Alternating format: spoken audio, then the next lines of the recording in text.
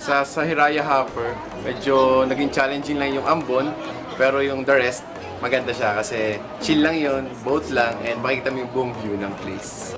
Sa Lago Launcher, nung nakita ko pa lang yung rides na yun, super kinabahan talaga ako kasi hindi talaga ako nag-rides. Pero nung nandun ako sa part na yon, nag-enjoy naman ako at new achievement.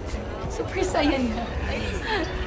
Sa akin naman sa Lago Launcher, opposite kasi gusto ko yung may challenge. Kasi nung first challenge lang, parang chill lang siya, pero in-expect ko na talaga na pahirap siya ng pahirap. So sa Lago Launcher, sobrang nag-enjoy ako.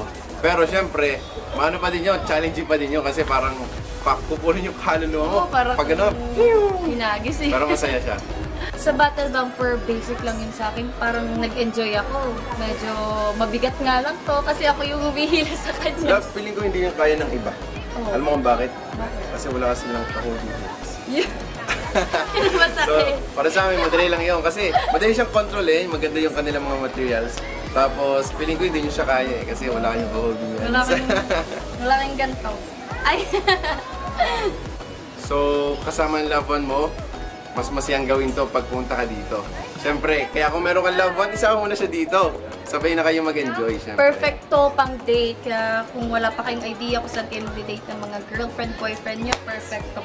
Sa Pampanga lang yan, napakalapit. Marami po kaming exclusive content para sa inyo. Just visit gmanetwork.com/entertainment at i-follow kami sa aming official Facebook, Instagram, X, TikTok at YouTube accounts.